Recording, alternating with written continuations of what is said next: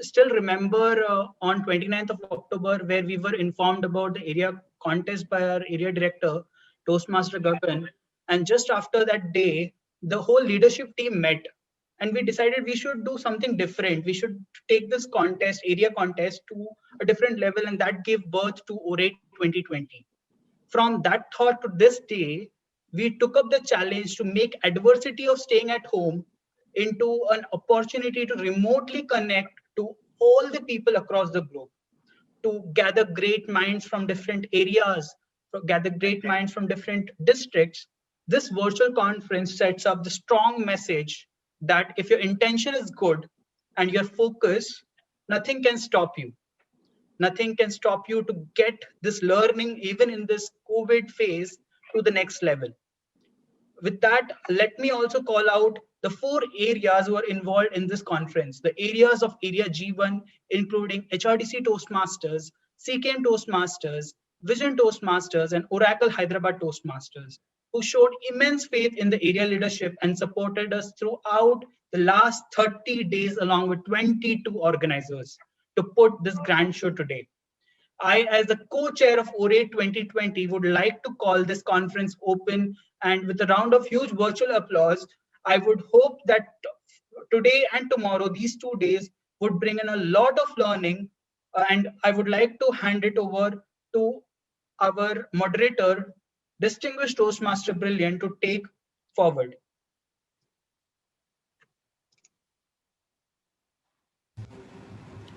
Thank you. Check. Audible? Yes. Thank you. Thank you so much and welcome. It is indeed an opportune moment for all of us. We all know that organizing an event requires a lot of efforts, and I would like to thank all of you for being patient. We know we were a bit delayed, but yes, things happen and we all learn to live by it. This is a fantastic opportunity for all of us to learn from some world-class speakers. What do we have for us today? Before we move ahead, I would request the Zoom master to make sure that we have all the speaking people as spotlighted members in the Zoom panel, please, so that the panel members along with me are visible at all points of time. Thank you. The video, please.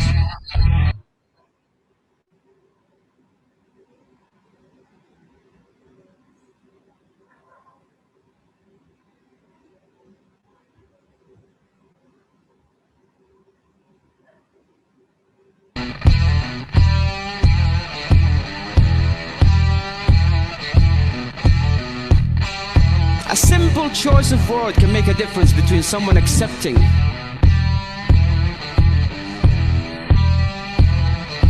Have you ever met someone where, right from the start, it's about making community so we all know each other well? Sometimes it takes a terrifying experience for somebody to see what really matters.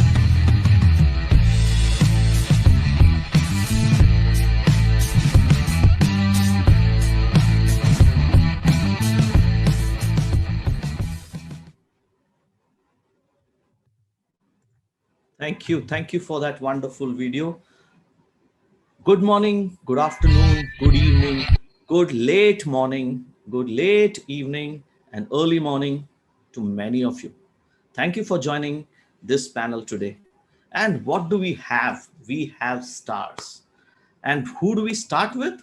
We start with someone whom I asked, could you send me your intro, please? And I just got one letter, a statement saying, Mohammed Qatani, DTM, World Champion Public Speaking 2015. And I said, that's too long. We need to make sure that there's a lot of importance given to the efforts behind this particular speech. Thank you, Mohammed, for joining us. Words are power. Words could be your power. A software analyst working for Saudi Aramco Company Limited. He joined Toastmasters in 2009 and won the World Championship of Public Speaking in 2015 at Las Vegas. He invested a lot of hours in competition, prepping up, practice, and going across all levels. And he holds the honor of being the first Arab to bag the honor and the title of being a world champion of public speaking. And today, Qatani uses his strengths in overcoming his fears. And this is interesting, my dear friends. He began speaking only at the age of 6, but his hindrance never stopped him from soaring high to achieve the goals and make his dreams come true. The winning speech, Power of Words, left a huge impact on his audience, and he is now spreading this message across the world. And my claim to fame with Mohammed is the fact that when he was announced as the winner, when the camera zooms in, there is 2 seconds of time when I am seen in that video. So thank you and welcome, Mohammed, to this wonderful panel. I'm sure we will all have a great time. Thank you so much, Brillian. Thank you, my friend. And I'm honored to be with you guys. Appreciate it. Cheers, cheers.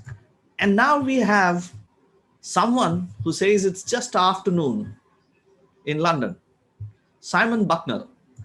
Way back in the year 2001, according to Simon, he made a mess of a speech in his first job. That's when he took a pledge to improve and he joined a Toastmasters club. And in the year 2017, he placed second in the final of World Championship of Public Speaking. He is an international speaker, coach, facilitator for the last 12 years. And his clients include some of the world's prestigious organizations and businesses. That's not all. He is an adjunct faculty at Oxford University's Blavatnik School of Government and a visiting fellow in professional skills at the Cambridge University. Simon was awarded the Freedom of City of London in the year 2013, and recently he was the opening speaker for TEDx London at Royal Festival Hall on the need for public speaking to be taught in schools. Ladies and gentlemen, give it up for Simon Bucknall. Thank you. Appreciate the very warm intro. Lovely to be here. Welcome. Lovely to be with you. Good to see you. Oh, times have changed and we are no longer meeting in person. And that's where this beautiful lady comes in. 5:15 a.m. in the morning for her. Lindy MacLaine, world champion public speaking, 3rd place winner from the virtual stage. I may be your missing link, and I truly hope you help us find that missing link, Lindy today. Winner of the 3rd place at the World Championship of Public Speaking, Lindy is an author of books, including The Curse of the Neverland and Becoming Piper Pan. Interesting. When not writing, she can be found daydreaming. No wonder she wrote a message at around 2 a.m. in the morning asking me whether I should be up at 5:15 or 6:15. Biking, hiking, Zumba classes, watching movies, hanging out with friends, or just soaking up beauty. That's what she loves the most. She is a life purpose and creativity coach for people in the second bloom of life, because we are never too old to have a grand adventure. Ladies and gentlemen, put your hands together for the one and only, the first ever virtual champion on screen with us today, Lindy. Thank you so much. The introduction you wrote was far better than the one I wrote for myself. Thank you so much. Thank you. Thank you. And now we have probably one of the most energetic. I have had the pleasure of meeting him and seeing his speech, where his body language was out of this world. Kingi Biddle. Kingi Biddle, world champion public speaking 2013, 2nd place winner, is from Taniwa Hunters Toastmasters Club and lives in New Zealand with his family. He says that he can trace his genealogy to that area since 1350, and also says this means I know who I am and who I come from, where I belong. And he's very proud of this fact that his parents ensured that he and his 2 sisters always had the contact with his wider family, growing up immersed in supportive, kind, and loving atmosphere. He was a world champion finalist in 2011 and 13 and became the first runner-up in 2013. He has spoken to audiences across Toastmasters, including Australia, Oman, Dubai, China, and now presenting to you Kingi Biddle in India. Welcome, Kingi. Hey. Hey, everybody. Thank you very much for the invitation. And it's really, really wonderful to be here. Thank you. Excellent. It is indeed my honor and pleasure to host all of you today for this wonderful panel. And the way in which the structure is, I have shared with the panel, but for the benefit of all members, the panel members will make an opening remark about their speech that made a difference. Each one of them will speak for about a minute, and then we will have some questions posed, maybe about 4 or 5 questions. Depending upon the mood, we can extend those questions, and then it will be opened up for the audience. And the audience questions will be picked up by the question master and will be presented to me. And I hope the question master is ready. And towards the end, each of the panel member will conclude this panel for a minute, and then the floor is all up to us for networking. It is said that speeches are crucial vehicle for forging a delicate emotional bond between the speaker and the people. In simple form, it is storytelling at its best. We have seen speeches forge connections, inspire, motivate, and drive passion amongst the audience. No wonder, my dear friends, best of the politicians always have a speech writer. Unlike politicians, we have to write our own speeches, get it past our mentors, and if it survives the club level, move on to a larger stage. And in the world, I would say at Toastmasters, there are 2 types of speakers. One who participate in contests, and others like me who buy books. Speak Like Churchill, The Essence of Public Speaking, and Personally Speaking by Toastmasters. Whatever you do, the end result, all that we expect is that we leave an impact with the audience. So let's begin this panel, starting with the world champion himself, Mohammed Qatani. Mohammed, over to you for the first share from the entire panel today. Thank you so much, Brillian. And for what I'd like to share about speech writing or speech delivery is, I always give an advice to everybody to keep your mind open for inspiration. Because if a speech is something that you force to write, it's not going to come out right. But it's when the inspiration actually hits you, and you never know when it's going to happen. I do remember in my district conference, I came in 2nd place. And I only made it to the finals because the 1st place winner dropped out and I had to go and take his spot. But I wasn't ready, and I didn't have a speech ready for the final. And I was trying to force myself to come up with an idea for a speech, but it never happened until one day. I was at work and a friend of mine asked me if he wanted to go out to have a smoke. So we're standing outside and we're smoking, and then an older man came by. And he said to us, guys, you're still young. Why are you killing yourself? Smoking is bad for you. I didn't say anything, but then my friend looked at this guy and he said, actually, sir, that's not true. There isn't any single medical research that proves a link between smoking and heart disease or lung cancer. There isn't a single one. So the guy said, then why do we always hear about it and see it on TV and see it on, on all the cigarette packs? And my friend said, this is all just politics, because they don't want these, tobacco farmers to make so much money. So they're trying to fight it. This all is just politics. And the guy said, I didn't know that. And then he walked away. I stood there in shock as well. I looked at my friend and said, I didn't know that either.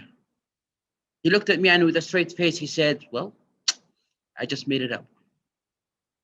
And right at that moment, that when it hits me, if this guy, if he could convince someone that smoking that we all know is bad for you is actually not, by just the way he actually said the words, then what else you can do? And that's the inspiration that drove me to write that speech. So the advice I would like to give to you guys is don't force an idea. Just wait for it to come to you. However, you have to keep your mind open.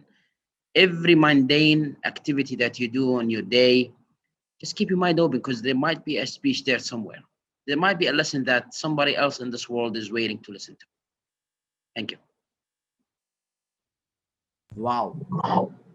Thank you so much, Mohammed, my dear friend. Keep your mind open, stay ready, and don't force an idea. What an inspiring thought for all of us to take back.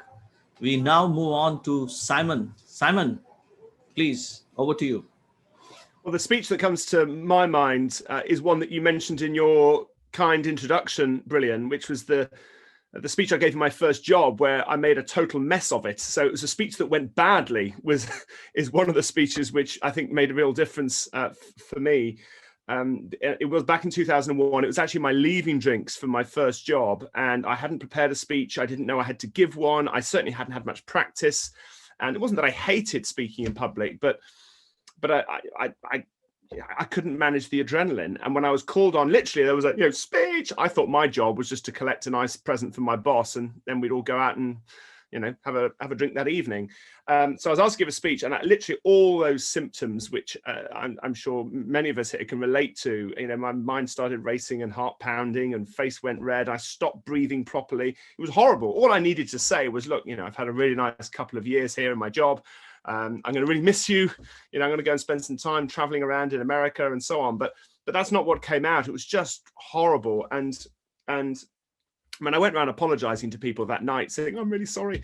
I must have looked like such an idiot. And people said, oh, didn't really notice. Or some people said, oh, you're going to miss us, aren't you? You were emotional. But in my head, I thought, this is horrible. I can't afford to feel like this. This is so unpleasant. So there must be a way to improve. So the reason why it proved to be a really important speech for me was because it went so badly, because it was so uncomfortable. It prompted me to make a change. I'd never even considered joining a public speaking club until that point. And I thought, well, then there must be a way to improve. So I went looking, and that's how I came across Toastmasters. And what, of course, I've learned since from my journey through Toastmasters is that the best speeches will trigger some kind of change in some way for audience members, and sometimes, of course, for the speaker too. Well, that speech certainly drove change for me. And of course, in the years since, I've told the story of that leaving drink speech many times. And of course, for so many people, it's been reassuring to know that, yeah, it's okay to have a bad experience. The question is, what do you do with that bad experience? And so when I work with people who are more nervous speaking in public, and to hear that, given the experience I've had since with the World Championships and World of Professional Speaking and as a speaker coach and so on, to hear that I know what it feels like. So, I now often present myself as, I know what it's like to make pretty much every mistake it's possible to make in speaking. Do you know what? And we learn from that. And so as a result, it's resonated with lots of people. And so the story of that speech, I think, I'd like to think at least, has made a difference for people, if only to reassure them that making mistakes and things not going as well as you want, that's okay. The question is, what do you do next? Wonderful, Simon. And it reminds me of quite a few speakers who reach out when they need mentoring support to say, how do I make an impact? They are always looking at creating an impact without realizing that, as you rightly said, the impact could be on you as a speaker. And wonderful takeaways: make sure that you're uncomfortable and make that change, because most of us get so comfortable in our cozy day jobs or the way things we do that we tend to forget that there's always life beyond the comfort zone. And I'm reminded, and this is one of my favorite quotes, which I keep repeating at every Toastmasters forum. Forgive me if you are hearing this for the nth time. Standards are set by norms, but there's always a different way to do things. And that's what makes world champions. Thank you so much. And I can only say that from what you shared, Simon, explore, experiment, and enjoy, and you will find the speech that you really want to deliver that will make an impact. And now we come back to the first champion on the virtual space. So Lindy, over to you. Please go ahead. When you ask about the speech that made a difference, what I think about is not the one that I won this year on the final stage, but the speech that got me from the club all the way through semifinals, because I lived with that speech for much longer. Although it isn't in the minds of those who saw me on the final stage, it's certainly big in my experience. And it also is more representative of the process that I go through with speeches than my final speech was. When I begin a speech, I always feel like I'm in the dark. There's some little seed of something that means something to me. I'm a writer first before a speaker. So I sit down and I put things on the paper, because you have to have something on the paper before you can edit it, right? So it just has to be something, and then you begin. And so it is with speaking. The first time I do it, I sort of have a vague notion of what it's about. And then after I get feedback, it gets a little bit clearer, and then a little bit clearer. So for me, it's like going from a dark tunnel, toward light. I have a friend who thinks, okay, here's the message I want to give, and here's the stories that back it up. It's never that clear for me, never. I don't ever know until what it's really about until after I've delivered it and delivered it and delivered it. And that's part of the magic of it, really. It's a frightening process because it's not something I feel in control of. I have to surrender to it. And therefore it's very creative and very exciting and terrifying. Yes.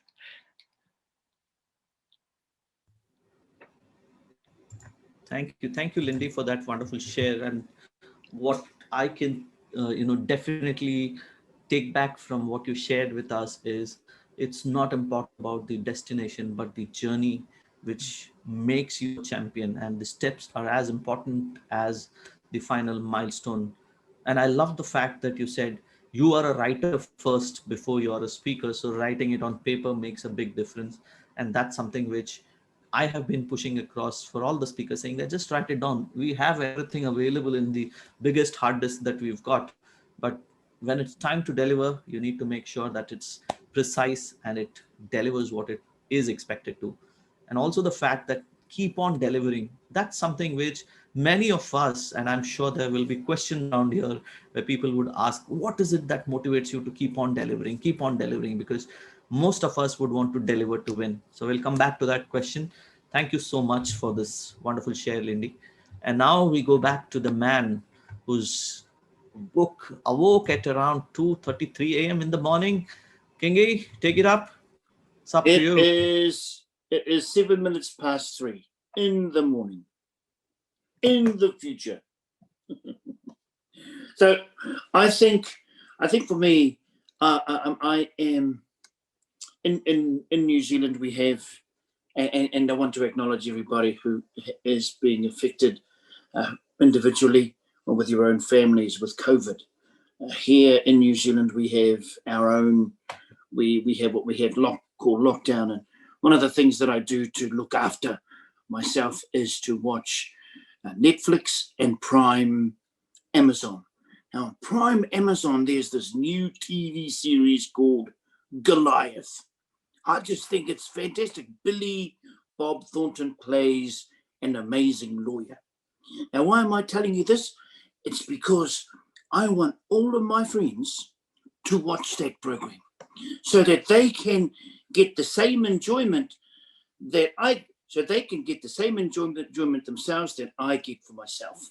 And that's how that's what I look for in speeches, is that it's awesome to say the speech, but if you look at what Mohammed said, it's like keep your eyes open, and then when you find something, you ask yourself, is this something that I want to share with my friends? Now, most of the time the answer is yes or no. But also when we're in Toastmasters, it's like a family. So if there's something that you've seen, something that's moved you, something that's touched you, and it's had your life move from one place to another, then it needs to be shared. And the beauty of writing a story, or the beauty of telling a story, delivers that message so that it impacts somebody powerfully in their life. That's how I find. I become a messenger for those, a messenger with words of dignity for those who feel they are without, and a messenger with words of worth for those who need to be clothed in the power of their own dignity. That's what I look for. So every speech that I give and every speech that I listen to, I think that they're just gifts from the person who's saying it. So messages are about sharing. They're just beautiful things like that. You go share, woo, like that. Like Facebook, you share, woo, like that. Thank you so much, Kingi, for that. Well, for me, what I can summarize is internalize the story. Be aware that there are opportunities where you will find stories to tell, and tell a story to deliver the messenger, deliver the message, and be the messenger.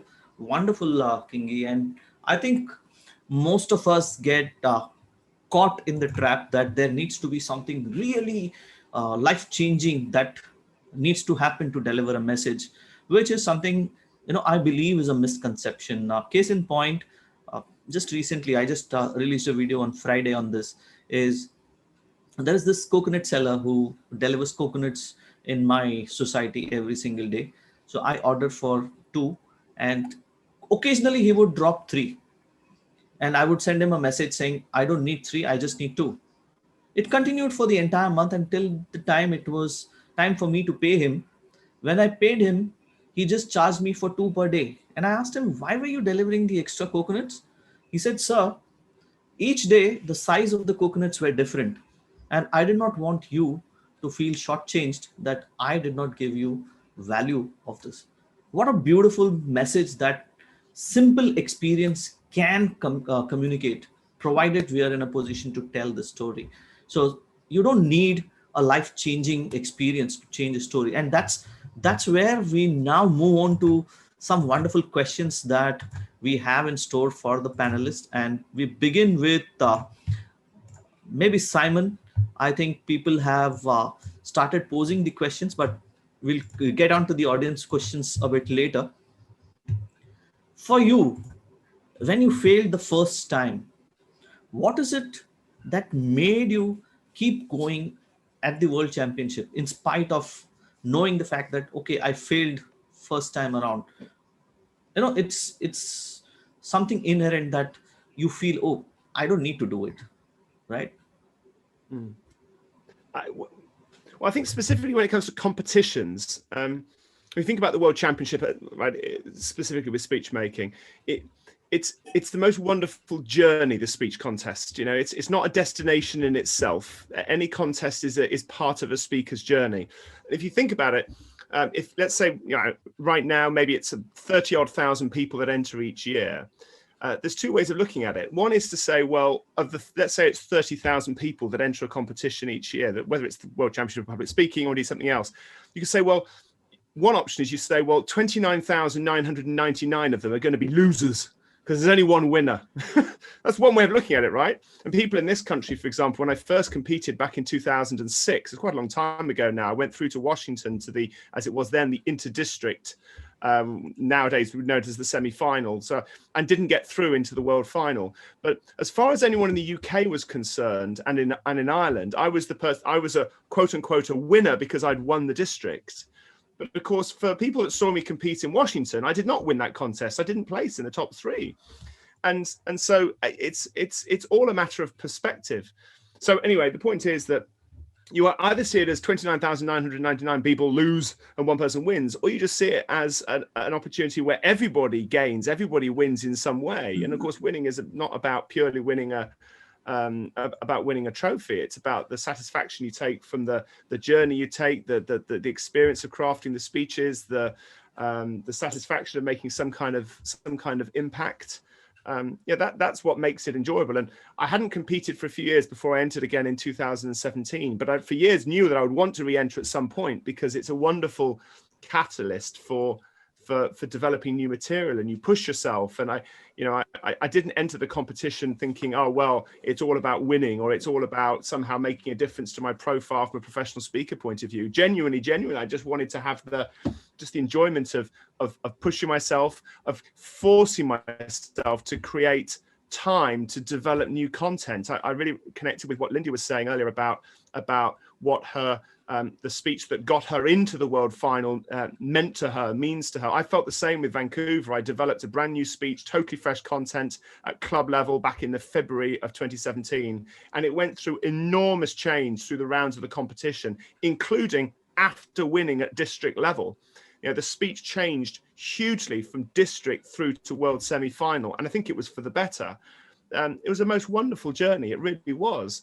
And that's what made it worthwhile. And so I think that's the thing. It's all about having in your mind, what's your real motivation for competing?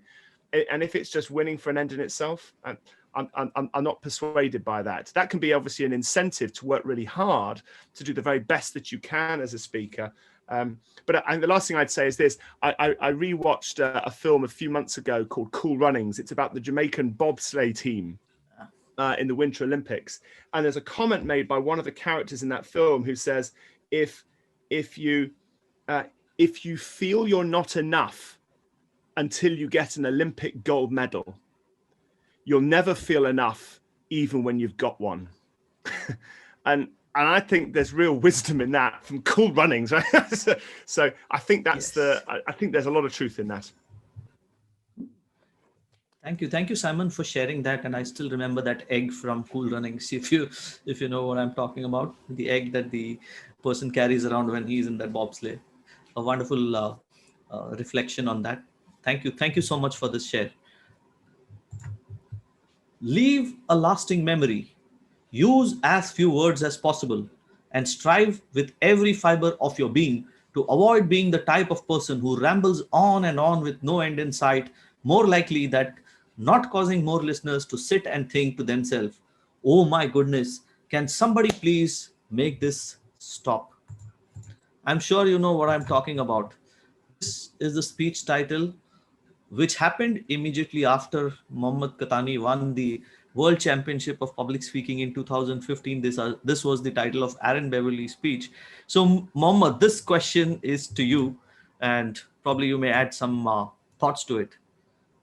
Do you really think that the speech title has an impact to the story that you're telling?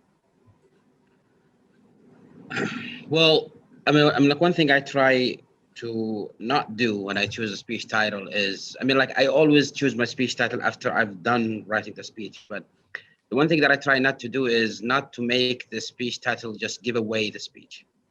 Because if you heard my title and you can tell where the speech is going to go, then the audience is going to lose interest from the first few. Like as soon as you started your the introduction, the audience already know where the speech is going to go and what you're going to be talking about. So the element of shock or to shock the audience is kind of gone by then. That's why in my speech I chose the power of words, which I know it might sound cliche, but at the beginning I started by smoking a cigarette and telling about a lot of wrong information about smoking, and that what will make the audience think, wait a minute, power of words, smoking, I don't see the connection. And that's what you want. That's the element that you want the audience to guess where is the connection between the two. So when choosing a speech title, try not to make the title just give away your speech too easy, at the start. Thank you, Mohammed. And I still remember that impactful opening you had with that cigarette and lighter, and the entire audience goes, what? Powerful start. So, we've heard that most of us have a different way of looking at how do we get into speech writing. Should I write it down? Should I have a mind map? And Lindy just touched upon it. So I'll pose this question to Lindy. Lindy, do you really think writing down your speech makes a difference? And how would it be different for someone who just keeps everything in memory and just, rattles it out when it is required? Your thoughts, Lindy? I think it depends entirely on who you are and how your brain works. But for me, I hate table topics, and the idea of being on a panel struck fear into my heart, because speaking extemporaneously is not my forte at all. I do much better when I have the words.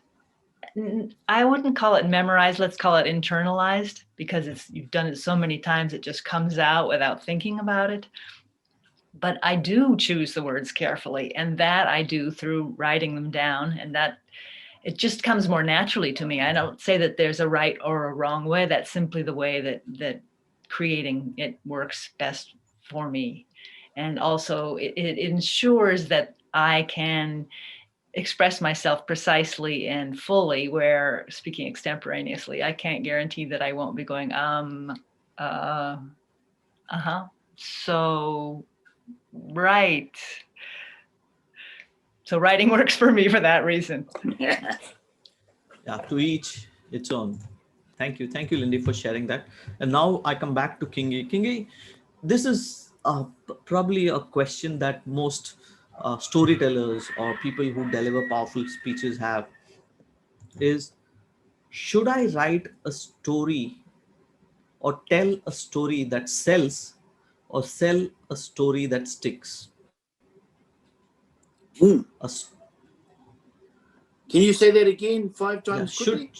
Should I tell a story that sells, or should I sell a story that sticks? Wow, thank you very much for that awesome question there, Brillian. I can only just like Lindy, I can only talk about my own experiences, but I think stories, especially the work that we do, and messages are gifts that don't belong to us. They're given to us, and it is our job to walk alongside those messages, those stories. And just like you're talking about, Lindy, when you say, because I think one of the most beautiful parts of the whole journey is when you start right at the beginning, your speech looks like this, but at the end of the day, you have no idea what it looks like. And for me, that's the exciting part, is to see what it looks like, because our goal is, for me, is to be a servant of the message. And when we become a servant of the message, we look for some, because there was a family that I gave a speech about my dad who was going through medical tests at that particular time. I would take Dad for the tests, and the tests were really uncomfortable for him. But one day I had to go to another town to do some work on the day that Dad was giving a speech. Dad had to go to the medical clinic. I couldn't be there for Dad, and Dad was really worried. And what I promised I'd do is, the meeting was at 2. I would hold my hand like this at 2 o'clock, even though I was in another city, just so that Dad knew that he was never alone. He knew that his son was right with him, even though I wasn't there physically. I was holding his hand, and Dad could hold his hand as well and know that I was there. At the end of our district speech contest, I had won. At that time, it meant I could then go to Malaysia. This is the beautiful thing that happened. A grandmother came up to me after that contest and shared how her daughter was in hospital and her granddaughter was living with the grandmother just while Mum was in the hospital. And what the grandmother was going to do was to tell the story, to tell our story, Kingi and Dad's story, so that even though the daughter couldn't be with the mum, whenever she felt that she needed to be close to her mum, she could squeeze her hand. And so the grandmum told the mother that as well, so that every 3 o'clock in the afternoon, 5 o'clock and 7, the mum and daughter would hold their hands, would squeeze their hands, even though they weren't together. So for me, and I don't mean to be disrespectful, for me,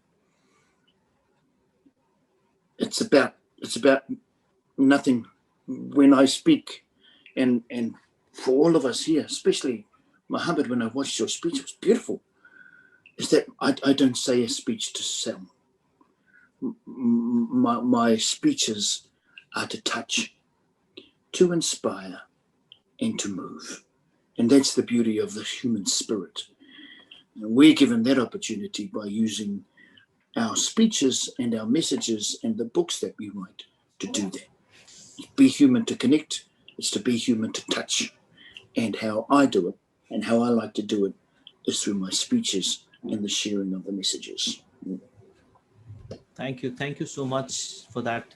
It's about the connection. You know, when I started, I spoke about the connection that a speaker builds, and thank you so much for reinforcing that. And I'm sure most of the people who are aspiring to be speakers, and you know, it seems like an irony to me that today, if you just open LinkedIn, every second person has motivational speaker as their title. So I think we need to go beyond that and really see if we have touched people by the messaging, and if there is that connect that we could make. Thank you so much, Kingi. Wonderful point made. And this is something which even the audience members have asked, and probably, you know, you can take turns in 30 seconds each, could give a response to it. How many times do you think you should practice? And don't you get bored by practicing the same speech time and time again? I mean, you know, even for me, if you ask me to do this 10 times, I'll say, oh, we've done it. Why should I do it again? So when it comes to speeches and your journey towards the World Championship, it starts with the club, the area, the division, district, the semifinals, and the World Championship. It's a long journey. But at the same time, in between those steps, you have so many practice sessions that you do. So take it up. You can start in any order, whoever wants to go first.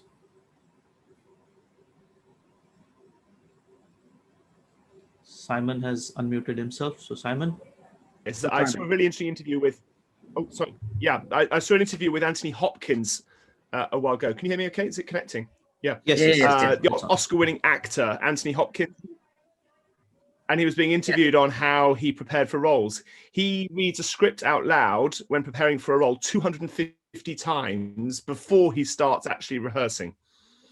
He said, there's nothing special about 250 times. I'm just a bit of a perfectionist, you see, but I find that's helpful to get the part into my blood. So now that's what works for him. He's not saying you have to do that. But the point is that I think what that says to me is, if you want to deliver a speech word for word and sound natural, to really fully internalize it, be prepared to have to invest a lot of time. I think when speeches sound rehearsed, it's not because they're over rehearsed, it's because they're under rehearsed. So that's the first thing. The second thing, though, as an idea, I think that comes to me is I think it was Ian Holm, who's an actor who plays I think he was talking about him in playing Bilbo Baggins in The Hobbit, I think it was, or in Lord of the Rings. Of course, filmed in New Zealand. So, and the director of the film, I think it was Peter. Anyway, we're talking about Ian Holm as an actor. He said every time we shot Ian Holm performing a particular piece of dialogue, it was slightly different each time, and then it was for me as the director to decide how best to patch that together. In other words, he was giving me options. And I think that's something to consider. It's tempting to think that running through and working through a speech repeatedly, you're just trying to get to one kind of perfect end goal and trying to do it exactly the same each time. I don't think that you have to. There's a lot to be said for just trying it a bit differently here. Maybe the gestures are a bit different. Maybe the tone of voice is different. Maybe embellishing here. So you're actually all the time exploring, discovering new things about the speech, where it could go, how it could be put across, rather than just trying to get to one single perfect outcome. Because it's speaking is a living, breathing thing. I think the last thing I'd say is remembering that it's an experience for you as a speaker and for the audience. I don't know how many times I've used the word the in this answer, but I don't get bored of using the word the in everyday life, or bored of using the word, I don't know, at dinner time, you know, because it's always in a different situation. So, and I think the same is true with speech making. It's always a different situation. It's always, and therefore there's always freshness to it. And that's what keeps it live, I think, and meaningful for me.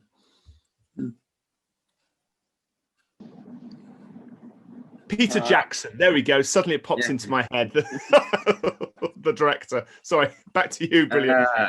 I would like to say, like, when it comes to practicing your speech, just keep in mind every time you do, there's a lot of people who are going to give you a lot of feedback, and some of that feedback might be valid, and the other ones is maybe it's their own way of saying, if that was my speech, I would have given it that way. But keep in mind, at the end, it's yours. So yes, you can like listen to people, you can get feedback, but if you start to change it, to change your speech to the point that it's not what you wanted to say in the first place, then maybe you should take like a step back.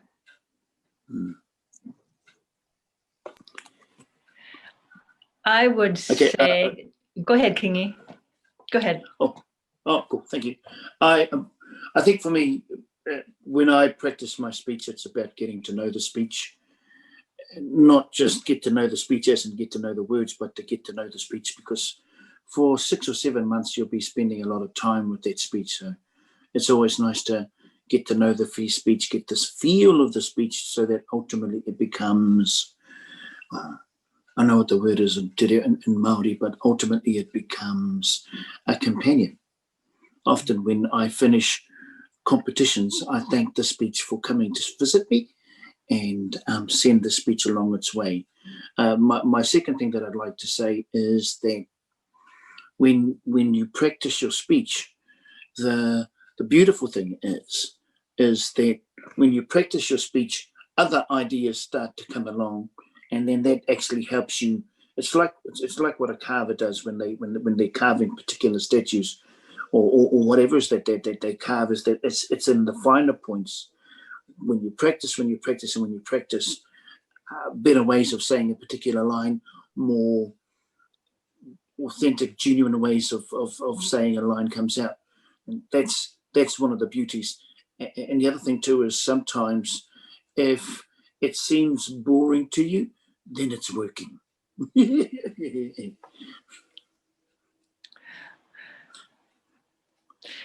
I would say that you must pick material that's meaningful enough to you. And I don't necessarily say you have to feel one way or another, but you must feel deeply about it, because you will be delivering it again and again. So pick something that has meaning and that you're willing to go on a journey with.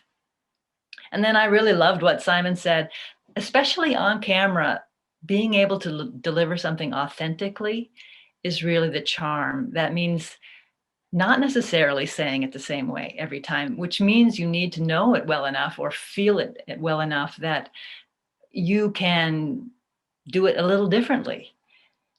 When actors are on stage, they do what's called working off of each other. In other words, the words they're saying are not so much always about the words as they are about responding to how the heck the other person is affecting them. And that's really hard when you're just speaking to a little green light. And one of my tricks that I'm going to show you right now is that I have a little photo of the person who helps me practice on Zoom. Well, you can't really see her, but it's a tiny one inch by 1 inch, and I tape it right below my camera. And I talk to her, because that's a real face, and having real eyes to speak to while you're looking at a green light makes all the difference. Otherwise, your eyes can go blank, or it can look like you're not really, I mean, you're saying something, but your eyes are somewhere else and you look like an automaton. Even if you're using vocal variety, if your eyes aren't engaged, then you look like you aren't really there. So there's another section of the art when it comes to the fact that we're doing it on camera from home without an audience. Thank you. Can I just come in there? I think that is such an important point. And I'm thinking here from the point of view of not just of speech making, but of workplace communication, if it is virtual, just that point about the picture, to humanize the encounter, so that when you're speaking to camera, you're not just speaking at the camera, but actually talking to the person or the people that you imagine on the other side of the camera. And I think it feels like that is a way, if you can achieve that, it really will distinguish you when compared to many people communicating in a workplace environment. I think that's just a wonderful tip, the idea of the photo of somebody that really means something to you. I think that's fab. I do agree. In fact, the immediate quote that comes to anyone's mind about practice is, practice makes a man or a woman perfect. But I would like to modify the statement by saying, practice makes a man or a woman perfect only if they do it the right way. And it's not about what you practice, but how you practice. So wonderful tips, Lindy, about that photo. I think most of us would be more than happy to have a face, a person to look up to and speak in the virtual world. So Lindy, this question comes from Vijay Surana to you. And this is probably a personal question where he says, what's that one thing that drives us in our second innings? And this comes from a person who's pursuing law at the age of 38, where he feels that he's always almost about a decade delayed in pursuing law. Lindy, over to you.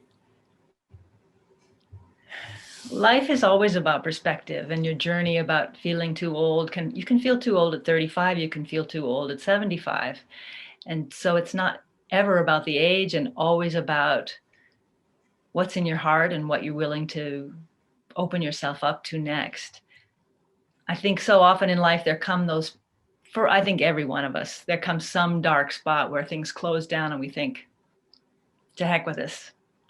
I'm not going forward. It's not worth it. It hurts too much, whatever is going on. And that's the moment at which you then get to, instead of just being born into life, you get to choose. You get to choose. And that's the beauty of it, is to say, okay, I have whatever journey I have. I know I have today. I don't know what else I have. So how am I going to live today? And if that's in law school, go for it. Thank you for that. It's, most of us worry that we've begun late, but it's important to remember that we've at least started. That's the purpose that should be the driving factor for all of us. Thank you so much. And I think this question would probably be answered, so I'll not take it up. It's about the practice. So I think all of us have heard from the panelist. Yeah, this is an interesting question which has come up, saying that there are times when a good speaker also fails to convey the emotion or the taste of a speech. Is there any situation that you have personally gone through? Any one of you, if you would like to share, and how did you overcome that? If I may just I'll repeat the question for the... I think Mohammed. I mean, like, ever since I won the championship, I've been to a lot of districts all over the world, and in every district I've seen the same thing happen, like in every international speech contest, because I always make sure that I attend the international speech contest in every district. And the same thing happens, which is you get you always get a speaker who does everything by the book. Stage movement, check. Voice, check. Structure, check. Message, check. Everything checks out. But you listen to that person, you're thinking, I don't know. Something is not right. I don't feel it. And then after that, a person comes in, usually with a broken English, with a broken grammar, with a broken pronunciation. But that person speaks, and you can tell that person really wants to say what he wants to say, or like what she wants to say. They speak from the heart. And in every district conference I've been to, the second person always wins. Always. So yes, in Toastmasters, we learn all this stuff about the technicality of a speech, how to move and how to use body gestures and voice and whatever. But to be honest with you guys, all the stuff that we learn, you can just take it and throw it away. If it doesn't come from here, nobody would listen.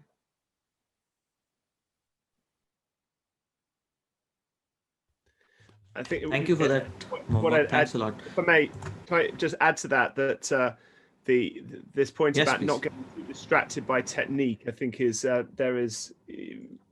resonates with me over the years. And there's been times when I've got it right, and there's times when I've definitely made a mess of it and got it wrong, for sure.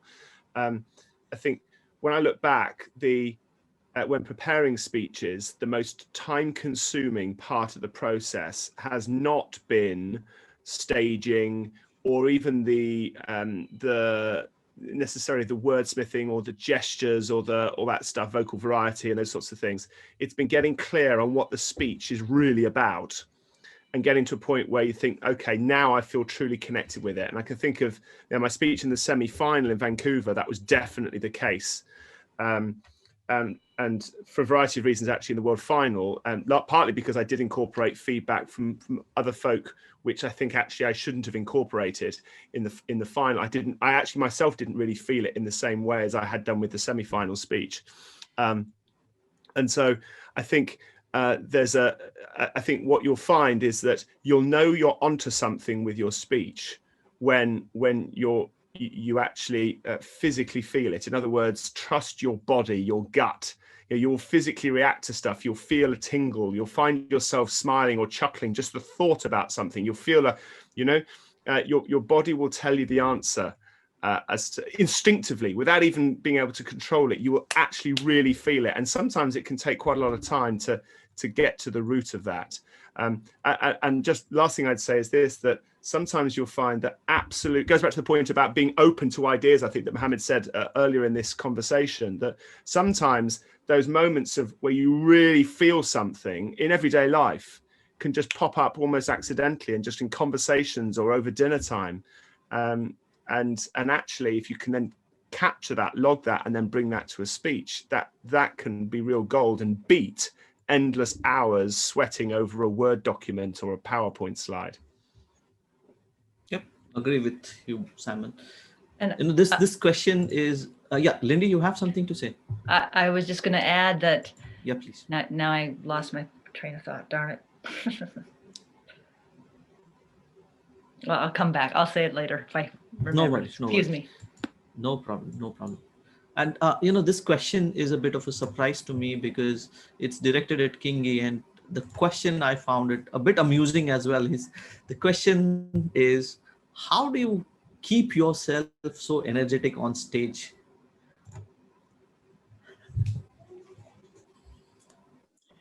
Fall in love with the speech. Hang on. That's what I do. I just fall in love with the speech. Then when I'm on stage. Thank you for answering that. Yeah, that's it. Fall in love with the speech, become the speech, and then share the speech. It all comes down to it just comes down to what everyone is saying in terms of being authentic, being genuine. Find a speech that moves you. If the speech doesn't move you, that's okay. That's for somebody else, and it'll move them.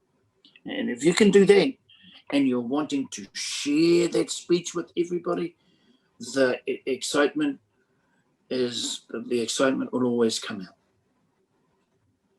Because that's just what happens when I was young. I used to go to watch kung fu movies, Bruce Lee movies, and we used to come out of the movies like, and then we tell our friends about the movies. Oh, and he did this. Oh, and he did that.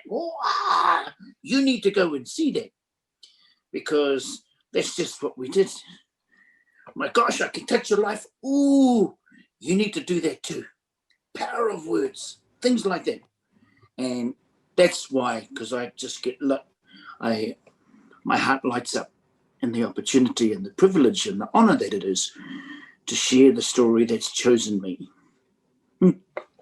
Yeah. Thank you, Kingi. And in fact, it takes me down memory lane when you spoke about Bruce Lee. I remember walking out of the movie theaters and becoming Bruce Lee for 5 minutes, and then realizing, oh, we are not made of that stuff. You are like, I would say, be the speech.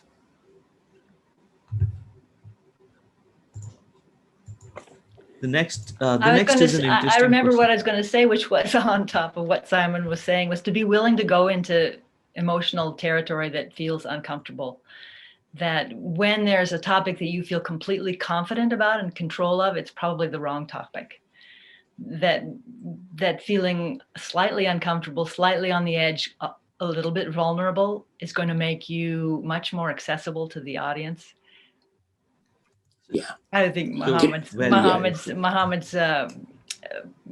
the way he talked about the speaker who was speaking about global warming. I've never laughed so hard as last night. That was hilarious. That's amazing. Yeah. So this is now directed to the way in which contests are being looked upon. This question comes up, and about judging, the way in which contests are judged. Have you ever been surprised by the results of the judging during your journey towards the speech towards the World Championship? Including your speech saying, "Oh, I didn't expect to win, but I won." So we have to be fair, right? So Actually, yes. In fact, I really didn't think there is any chance in hell I would win when I won, but it happened. And the reason why, because you see, a lot of people, they watch the person who won, but they never watch the other 10 or the other 8 or the other 5. And I was privileged to be among some of the greatest speakers that I've ever had to actually witness, and to come, and I was the last speaker actually in my finals. But when I came in, I think because my speech has a lot of humor in it, and people started to laugh, and the audience got a bit too loud. And just keep in mind, the judges are still people too. So when they see the reactions of the audience, they're laughing, whatever, that start to mess with their minds, and they might actually score you high just because of that. I do remember, like one of the best speeches I've ever heard was the guy who spoke, who was the second speaker at my finals. And he was he was a priest. And his speech title was, "I fell in love with a prostitute." And he was speaking about this girl who got raped by her father and then got thrown in the streets, and now she became a prostitute. And the story is so dark and so, like, I was so touched. I thought, this guy should actually win this, because this is the message that I want the world to hear. But it's kind of sad that the only way that you can win if you incorporate a little bit of humor into your speech. Yeah. I think, I do think it's a bit unfair, because sometimes you might have a really strong message, but maybe humor is not your thing, and you don't get to share that message to the entire world. Although I will say this year, Linda Marie Miller threw that to the breeze. She got second place, and she didn't have a touch of humor in hers. So it's arguable now. True. So this is for all the panel members. One book that you would recommend people to read on public speaking. I know it may sound cliched, but probably the expectation is that they find some additional books or resources that they can read. Any books you recommend who are interested to become public speakers?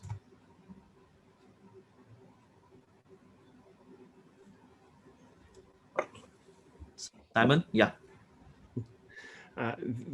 There are many books that are worth reading, but if you were to ask me to pick one, which people may not have read, it's Dale Carnegie. Actually, you may have come across How to Win Friends and Influence People by Dale Carnegie. It's a classic and all that, but he also wrote a book on public speaking. I think how to gain confidence and influence people through public speaking. And the reason I recommend it is for two reasons. The first is it was written a long time ago, so there is a sense of perspective. It's not something that's just been put together recently in light of TED conferences and so on. It was written a long time ago, and I think has some fundamental ideas that are of real value. And the second reason is, and stood the test of time, if you like. And the second reason is because you can capture the core message of that book in one sentence, which is talk to people.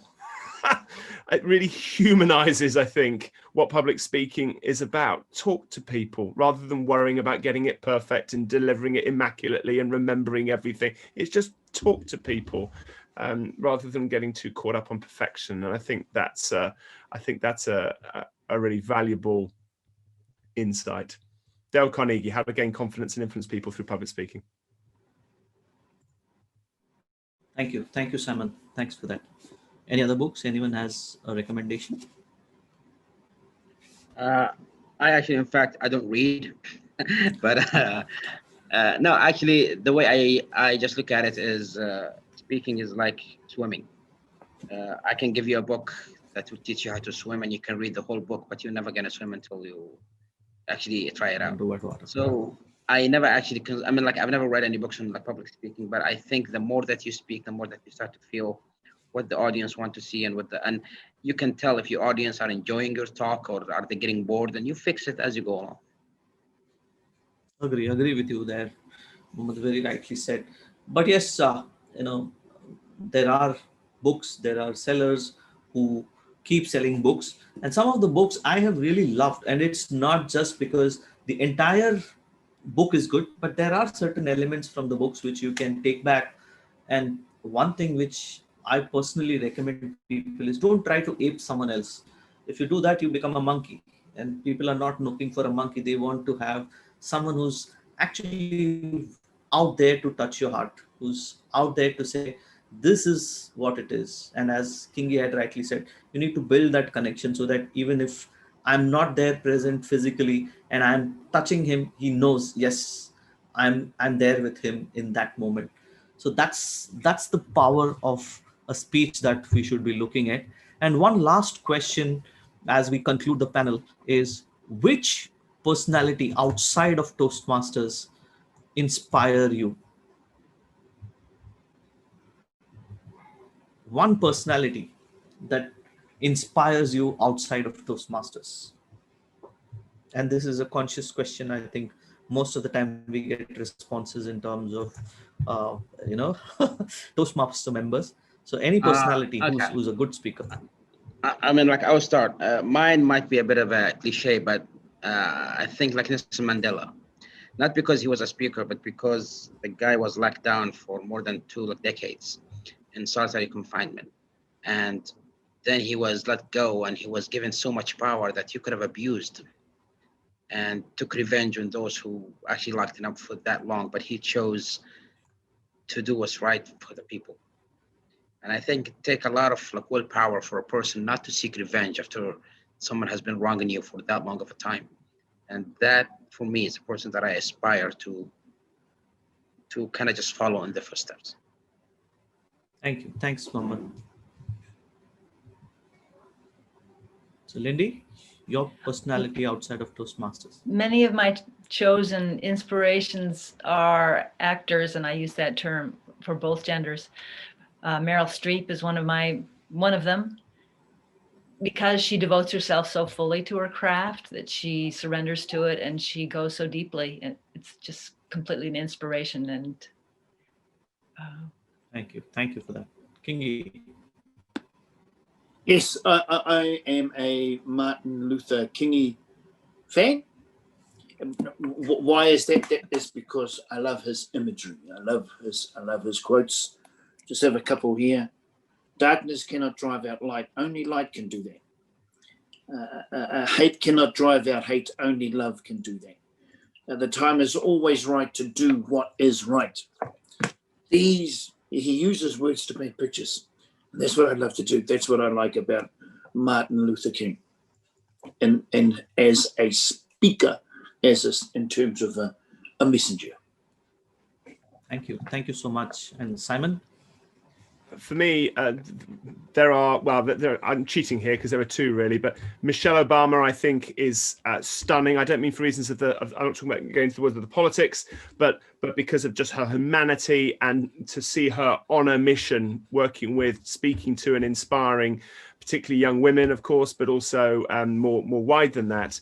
I think there's humor and humanity and passion and clarity of insight and so on. I think she's also just a wonderful speaker.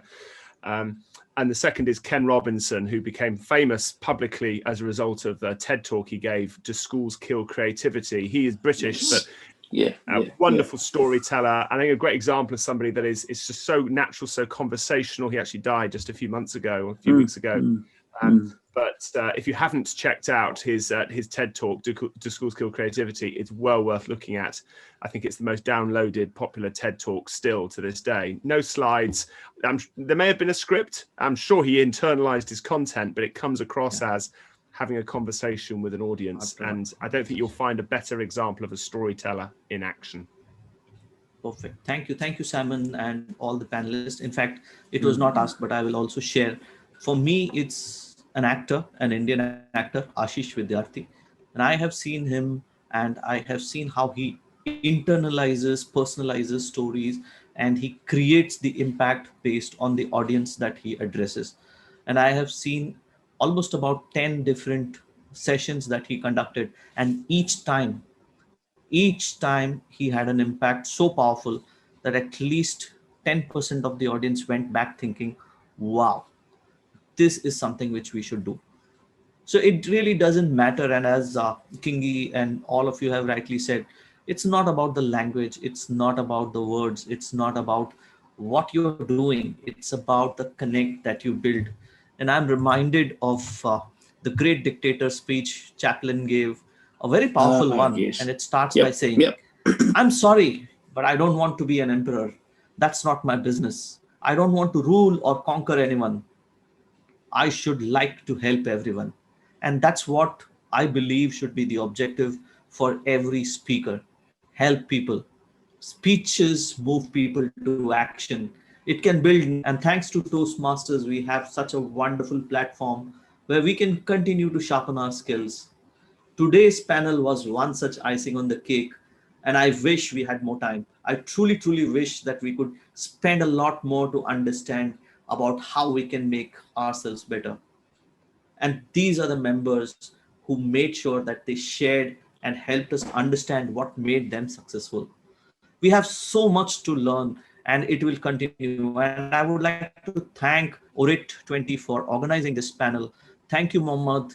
Thank you, Simon. Thank you, Lindy. Thank you, Kingi, for the wonderful experience sharing that you gave. And of course, the audience for their active participation in the form of questions, the hosts for managing it well. I'm very happy to sign off with some wonderful takeaways that I'm sure I will incorporate into my speeches starting tomorrow. Thank you. Stay safe. Until we meet again, keep touching lives.